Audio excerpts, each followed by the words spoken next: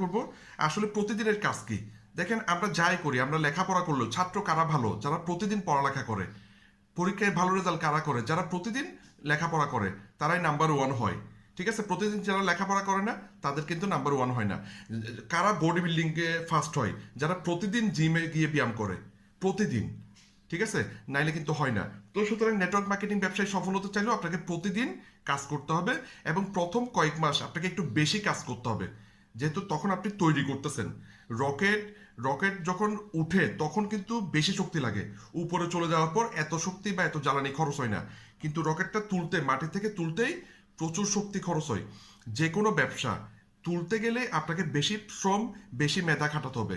এরপর একটা পর্যায়ে গিয়ে আপনি কোনো কাজ না করলেও নেটওয়ার্ক মার্কেটিং কোম্পানিতে ইনকাম আসে। আমি প্রথম 2.5 বছর প্রচুর পরিশ্রম করছি, পরবর্তী 10 বছর কিছু করা ছাড়া আমি ইনকাম পাইছি। ঠিক আছে, এই হচ্ছে বিষয়। সুতরাং